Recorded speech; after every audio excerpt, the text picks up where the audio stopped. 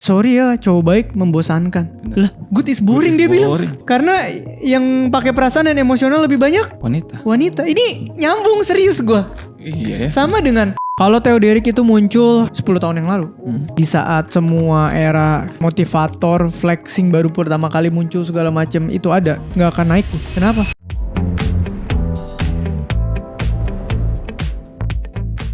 Dari buku Purple Cow, sapi ungu dari Seth Godin deh. Gue langsung kebayang Sapi rasa susu spesial gitu ya, special flavor. Susu taro. Anggur Oh tuh, iya, anggur bener. Ungu kan. Nah di buku ini tuh ini buku marketing. Jadi Seth Godin ini memang kayak bapaknya. Banyak buku marketing kayak bapaknya marketing lah di dunia gitu ya. Gokil. Dan prinsip pertama yang dia mau kasih tahu adalah good is boring. Jadi nggak cukup buat jadi good doang. Dia analogikan buku ini tuh analogikan sebuah bisnis atau produk itu dengan sapi ungu tuh. Ya. Jadi kalau seandainya gini, ada ilustrasi dia kasih. Jadi kalau misalnya di kebun gitu atau di padang rumput ada satu sapi. Lo perhatiin gak sapinya? Iya dong. Pasti kan, oh sapinya bagus, sehat, gemuk. Yaudah. Tapi skenario kedua, ada 100 sapi di kebun itu. Lu bisa perhatiin satu-satu? Nggak bisa lah. Nggak bisa. Dan lu gak akan bisa fokusin mata lu ke sapi manapun. Nah skenario ketiga, dari 100 sapi itu, ada satu sapi warnanya ungu. Eye catching. Nah itu maksudnya bikin diferensiasi. Jadi bukan artinya 100 sapi yang lain itu tidak bagus, tidak sehat, tidak baik. Itu sapi yang bagus. Tapi orang perhatiin sapi yang berbeda. Yeah. Nah makanya dia memperlakukan ini juga ke produk dan jasa. Mungkin produk kita bagus. Kita udah bikin produk terbaik, produk yang oke, produk yang mungkin ya sehat, bagus.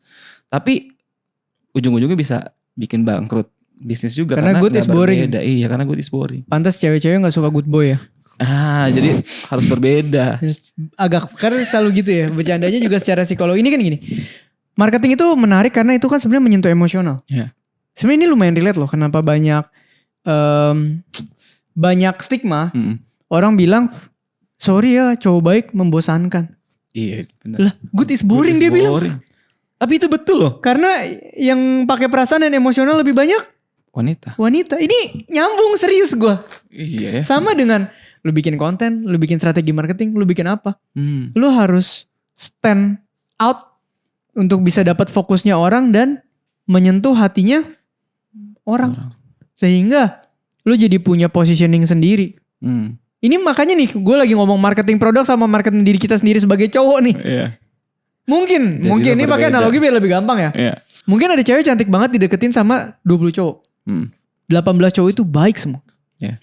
Nurut, jemput, beliin ini, beliin itu. Iya. Jadi biasa. Iya. Ada satu cowok, sorry banget ini bercanda ya. Mau kondo. Jadi beda. Ganteng dikit. Jadi beda. Kok yang ini menarik ya? Iya karena dia beda. Dia beda. Wah. Bisa jadi jebakan dong. Ya kan gak tahu ini kan gue ngomong dari segi emosional, psikologi dan human nature. Iya, menurut gue ini mirip. Iya so being good jadi kayak boring. Lu gak kelihatan. Monoton. Gitu-gitu aja. Dan sorry banget gue juga banyak banget punya temen yang akhirnya diputusin karena begitu aja. Biasanya. Gua tuh biasanya. Biasanya. Kalau dalam usia yang masih muda, pasti pilihannya belum yang itu. Tapi kalau usianya sudah lebih beranjak dewasa, kebutuhannya yang stabil, mungkin pilihannya akan itu. Sama kayak kita waktu masih muda, kita gak akan pilih pergi makan makanan sehat abis ini. Iya betul sih. Kita boring. Dada ayam. Nah. Buncis. Sapi. Iya gak? Iya. Shirataki. Grill beef doang gitu. Nah. Kalau masih itu kita mau apa sih? Wah kita dulu makannya gila. Pecel ini. Wah 2. Nasi uduk 2. Sambal. Nasi uduk. Iya kan? Semuanya kayak. Kulit goreng. Tapi ada fasenya kan. Kita memilih yang. Ini menurut gue. Fase. Menjadi hal yang unik. Karena barusan sebenarnya. Tanpa kalian sadar gue lagi ngomongin segmentasi target market. Nah. Betul. Jadi tadi kita bahas psychology. Terus kita bahas philosophical stand out. Terus tadi juga kita sebenarnya ngomongin target market itu. Sama itu. Tapi gue suka dan setuju dengan lu bilang. Orang itu harus disentuh sama emosinya baru bisa take action. Karena segala sesuatu keputusan di dunia ini mostly diambil orang pakai emosi. Betul. Iya. Kayak tadi simple as makanan aja. emosinya kayak kulit goreng Mantep enak. nih. Emosi kan? Emosi. Nyentuh emosi. Jadi sebetulnya kalau seandainya kita punya bisnis, produk dan jasa, kita harus bisa nyentuh emosi target marketnya kita. Bener, itu gue agree sih. Gitu. Dengan cara ya ini jadi berbeda mungkin. Nah jadi berbedanya mungkin setiap jasa atau produk beda-beda. Iya. Tergantung lu. Jadilah ya sapi ungu tadi. Sapi ungu tadi. Kayak terkadang produk lu yang penting tetap bagus, punya kualitas, tapi mungkin cara storytelling dan branding dan marketingnya itu ya yang harus punya positioning yang beda. Iya. Karena Gitu. gini, si Seth Godin juga dijelasin di poin kedua, marketing itu terus berubah. Karena marketing itu kan kayak art, Ya. seni. Jadi berubah setiap saat. Dari zaman dulu mungkin terbatas, orang punya duit budget marketing terbatas. Jadi orang yang bisa bayar itu sedikit jumlahnya. Kayak zaman dulu lah, koran kan pasang iklan di koran kan mahal banget ya. Bisa ratusan juta loh pasang iklan koran, apalagi di cover depan. Terus TV lebih mahal pula, Ya. bisa ratusan juta sampai miliaran. Apalagi kalau misalkan di kayak sinetron yang trafficnya tinggi atau misalkan di acara yang trafficnya tinggi. Tapi sekarang siapapun bisa bikin iklan. Ya. Dari budgetnya 50.000 sampai budgetnya miliaran per bulan. Nyentuh audiensnya sama, platformnya sama, sosial media. Nah, marketing itu berubah. Jadi jangan sampai kita udah spend budget mau gede mau kecil, tapi ketika orang dapat iklan kita atau konten kita, ya kita nggak berbeda gitu. Tadi kan lu ngomongin channelnya beda ya. Bahkan menurut gue audiensnya berbeda kok. Kalau Theo Derek itu muncul 10 tahun yang lalu, di saat semua era motivator, flexing baru pertama kali muncul segala macam itu ada, nggak akan naik gue. Kenapa? Audiensnya bahkan belum ngerti. Dari 100 mungkin 98 scam. Tapi karena mereka tiap tahun kena scam nih, anaknya kena, pamannya kena, temennya kena, omnya kena, emaknya kena, papanya kena, ulang lagi, kena, ulang lagi, kena. 10 tahun berjalan, gue naik. Oke. Tanpa sengaja dan dengan organik karena gue jadi berbeda. Ya, berbedanya kelihatannya belakangan ya. Belakangan. Itu pun karena audiensnya udah lihat. Ternyata ujung ini nipu. Ternyata ujungnya nih nipu. Ternyata ujungnya nih nipu. Udah gue capek dah, gue ikutin Koteo aja. Mungkin ujung-ujungnya begitu karena banyak orang DM gue. Akhirnya gitu. Dia bilang, kok dulu gue gak ngikutin lu, tapi setelah gini-gini nih kayak, udahlah mending gue step by step aja deh. Cari yang aman-aman aja, yang bener-bener aja. Sebenarnya apa yang gue bawakan itu juga good is boring, Pak. Iya, tapi sih. menjadi stand out sekarang. Karena goodnya itu sekarang sedikit. Itu dalam sih. Iya, kenapa ya? Gue sampai bingung. Kalau gue bawain 10 ya? tahun yang lalu, siapa yang mau nonton gue? Iya benar. Ketimpa gue sama semua jenis konten itu yang baru muncul. Iya dong. Iya betul. Karena masa berubah, audiens berubah. Ya nyampein sesuatu hal yang baik tuh belum tentu enak kan.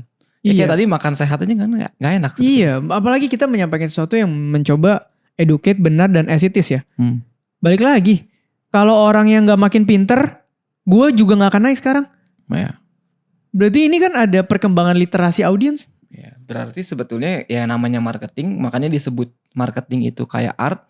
Karena strateginya harus berubah menyesuaikan dengan perubahan behavior masyarakatnya atau target marketnya. Iya, makanya tadi tuh poin nomor 1, good is boring if other is good. Or others are good. Iya, kayak purple cow itu outstanding karena sapi-sapi yang lain cuma tidak putih. purple. Iya. Itu. Kalau jadi purple juga, misalnya purple-nya 20 aja ya mungkin masih kelihatan, tapi kan gak sekelihatan itu. Iya, itu. Abis itu lu jadi sapi kuning. Mungkin. Ya kan? Iya. Ya masalahnya kan hidup ini atau target market tidak sesimpel si sapi kan. Iya. Kenapa sesimpel editan jedak-jeduk rame? Karena berbeda. Karena dulu brand gak mau pakai editan jedak-jeduk. Iya, semuanya monoton. Begitu orang pakai jedak-jeduk, wih, lucu nih. Ya. Iya. Iya kan? Kenapa dulu hipdut gak laku? Hip hop dangdut? Dulu orang gak ngerasa itu sesuatu yang keren. Iya, karena sekarang, iya. Iya kan? Dan along the time orang akan terus kayak gitu. Mereka akan boring pada sebuah fase dan pola. Dan ketika sesuatu itu muncul berbeda dari pola itu akan jadi sesuatu yang stand out. Oh, that's why juga kayak model rambut ganti terus kan? Iya. Tiap berapa tahun sekali. Iya. Ya kan kemarin ada risetnya juga kan. Gaya fashion juga ganti terus. Gaya fashion kita kuliah sama hari ini aja udah beda banget. Akan muter ya. Dan itu gak terasa loh shiftingnya. Oke, jadi ya itu kita harus berarti sebagai business owner atau sebagai pemilik produk atau jasa, ya lu gak akan bisa berhenti berubah. Iya pastilah, kita aja dari yang bikin pameran memang tujuannya di banyak tempat yang bagus-bagus, sekarang fokusnya kan IP. Iya, betul. Harus menyesuaikan, kayak ada Era, Iya. apa. Karena marketnya berubah kan semuanya. As agency juga sama.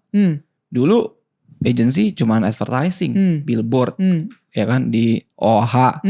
Sekarang social media, UGC, berkembang banyak. Oke, nah ini. Kalau lu mau stand out, produk atau jasa lu harus punya story. Nah itu tadi kita udah ngomong. Iya, jadi harus ada ceritanya. Jadi orang harus tahu bahwa ketika dengar produk A, ini lu. Ini kayak lu bikin konten zaman awal pertama kali. Theoderic siapa? Kokoko. Iya benar. Itu kan remarkable kan itu kan, jadi kan. Organik beda. Sengaja. Terus ada story-nya. Ada story-nya, lu cerita terus kan bahwa itu sebenarnya gak sengaja. Gak sengaja. Terus orang ada yang bilang lagi bukan cuma beda, Cina. Kalau Cina kan banyak. Kan Kokoko. Oh iya. Benar, bukan Bang. Bang. Gitu. Orang bilang, wih kok Theo Kokoko beda, Cina. Ya gimana, bener juga.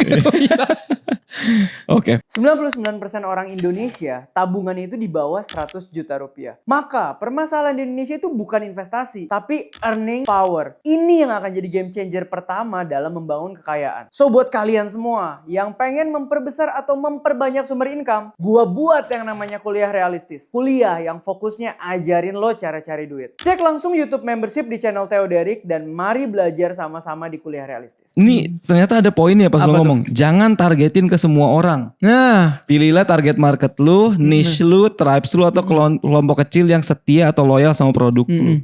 Jadi ciptaan produk atau jasa ya jangan buat ke semua orang. Bener. Jadi lu harus tahu jeli siapa target market lu. Wah itu bagus. Iya benar-benar. Itu gue agree banget. Oke, ini gua cari poin yang ini karena waktunya udah lewat.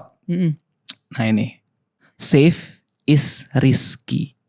Waduh, dalam. Tergantung interpretasi nih. Ya. Dia bilang gini, jangan terlalu beda. Banyak orang pikir kan, lu jangan terlalu beda deh, jangan terlalu aneh-aneh, nanti orang nggak suka. Jadi normal aja, safe aja, play safe aja. Strategi kayak gitu nggak ada yang mau. Gitu. Yeah. Safe is risky. Ini bagus ya. Cuman balik lagi depend implementasi. Kalau kondisi ekonomi lagi kayak gini, lu mau coba safe apa? aja udah risky. Gimana lu risky? Betul. Mungkin artinya gini kali ya. Safe is risky kalau konteksnya di nggak mau adaptif gitu ya. Tidak mau berbeda, tidak mau melakukan hal yang baru. Iya nggak mau adaptif gak sih? Maksudnya kayak kemarin kita ngomong, misalnya company udah gede, udah jalan 30 tahun.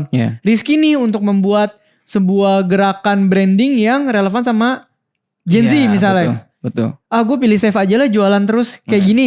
Ya itu jadi risky bener. Itu masih ada market. Iya. Betul. Jadi safe is risky betul jika lawannya adalah adaptif ya. Karena kalau risknya buat being adaptif harus diambil. Iya. Tapi kalau risknya buat ekspansi, tergantung situasi dan kondisi. Soalnya gue pernah baca satu buku atau nggak tahu gue di buku ini atau enggak, karena bukunya banyak kan yang gue baca gitu. Kayak salah satu yang dilakukan sebenarnya kayak Apple. Apple dulu kan bukan handphone. Betul. Lebih ke PC. Betul. Terus dia bikin sesuatu hal yang kayak laptop. Pas udah jadi laptop, oke, konsumennya udah banyak. Dia tiba-tiba bikin iPod. Pas iPod lagi masif, dia tiba-tiba ngeluarin handphone. Dan handphone pun dia bikin kan 1, 2, 3 sampai sekarang udah 17. Jadi tidak menunggu perubahan yang terjadi tuh, tidak menunggu target marketnya atau misalkan konsumennya tuh turun dulu. Jadi dia terus ngelakuin inovasi karena dia pegang prinsip ini. Safe is risky. Berarti ini ngomongnya ke inovasi ya? Inovasi. Ya karena, itu agree kalau gitu. Karena ketika misalkan kita rasa kita aman, kita gak pernah tahu kapan bisnis kita bisa turun dan customer kapan bisa berubah gitu. Bener sih. Gitu. Nah itu bener. Oke, kayaknya itu aja poinnya. So sekian segmen dari buku saat ini. Kira-kira buku apa lagi yang harus kita bahas? Jangan lupa kita juga udah pernah bahas buku Pareto Rules.